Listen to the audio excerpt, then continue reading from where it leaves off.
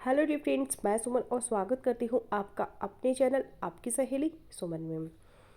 किस गलती की वजह से आपका इम्प्लांटेशन सक्सेसफुल नहीं होता, गर्भ नहीं ठहरता? बात करेंगे आज की इस वीडियो में इम्प्लांटेशन फेलियर के ट्रीटमेंट पे। गर्भ नहीं ठहरता है, बच्चेदानी की दीवार के साथ चिपकता नहीं है। हर बार जब आप प्रेगनेंसी के लिए कोशिश कर रही होती हैं लेकिन आपको पीरियड्स आ जाते हैं। इम्प्लांटेशन को सक्सेसफुल करने के लिए सिर्फ 3 टिप्स को आपको फॉलो करना है, जो आज की इस वीडियो में मैं आपको बताऊंगी।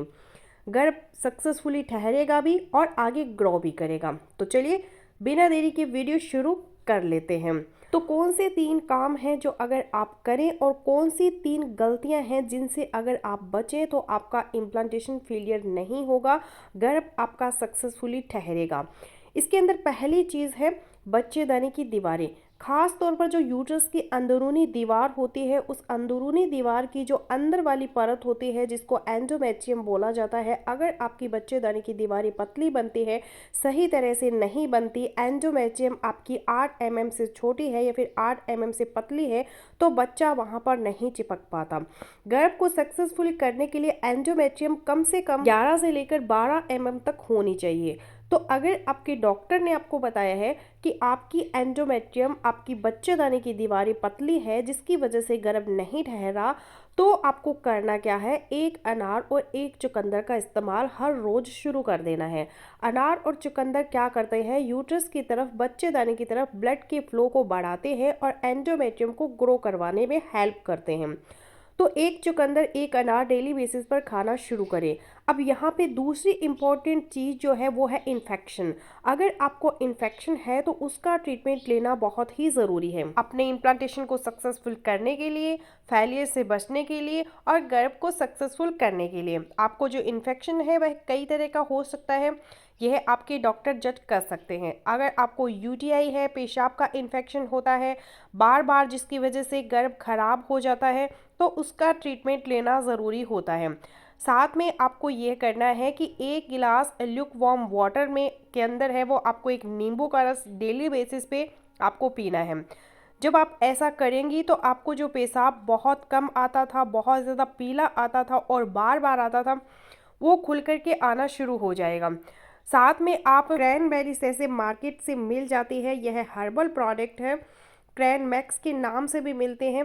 1 सैशे डेली बेसिस पे आप सुबह एक शाम आप 1 हफ्ता तक यूज़ करें। अगर आपको यूटीआई है उसको क्लियर करने में ये हेल्प करेगा।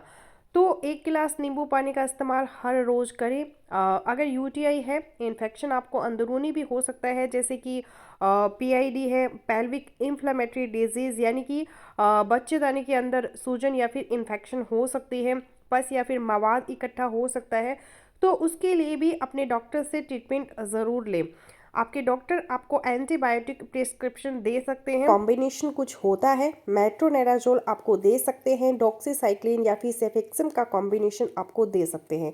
या अगर इन्फेक्शन बैक्टीरियल नहीं है, फंगल है, तो आपको एंटी फंगल मेडिसिन खाने के लिए या फिर वजाना के अंदर रखने के लिए टैबलेट एंटी फंगल या क्रीम्स एंटी फंगल आपको यूज़ करवाई जा सकती है। तो इन्फेक्शन किस टाइप का है, आपके डॉक्टर उसका ट्रीटमेंट आपको देते हैं। इन्फेक्शन का ट्रीटमेंट आइडियल आपको प्रेगनेंसी कंसीव करने से पहले ज़रूर करना होता है। अगर आपको ऑटो इम्यूनिटी का प्रॉब्लम है तो कंसीव करने से पहले आपको इम्यूनोसप्रेसेंट लेना है ताकि आपकी प्रेगनेंसी सक्सेसफुली हो सके।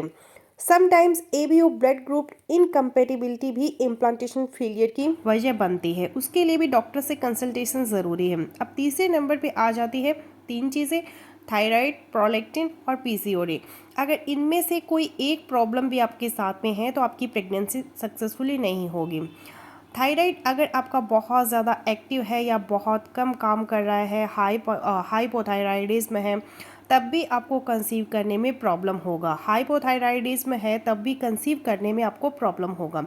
इसके लिए भी डॉक्टर से ट्रीटमेंट आप ज़रूर लें। अगर आपको छातियों से दूध या फिर पानी आने की शिकायत है तो आपका प्रोलैक्टिन हार्मोन है वो बढ़ा हुआ है, उसका ट्रीटमेंट पहले करवाएं, तभी प्रेगनेंसी कंसीव होगी और इम्प्लांटेशन आपका सक्सेसफुल होगा।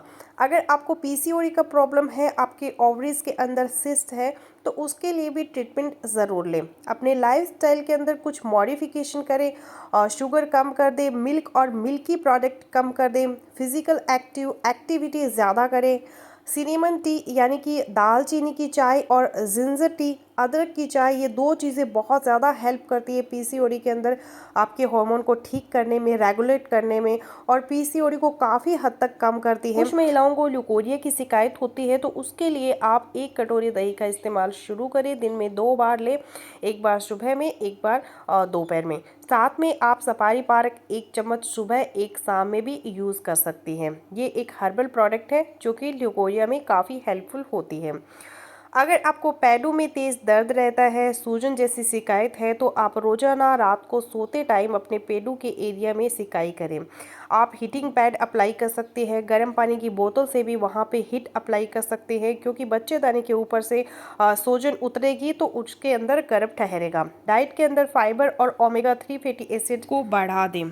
तो अगर आपको इम्प्लांटेशन फेलियर हुआ है इस महीने, तो इस महीने आप प्रेगनेंसी के लिए ट्राई ना करें, बल्कि इस महीने इन सारे टिप्स को फॉलो करें। अगले महीने फिर आप दोबारा से कंसीव करने के लिए कोशिश करें। भगवान की कृपा से आपकी प्रेगनेंसी सक्सेसफुली होगी।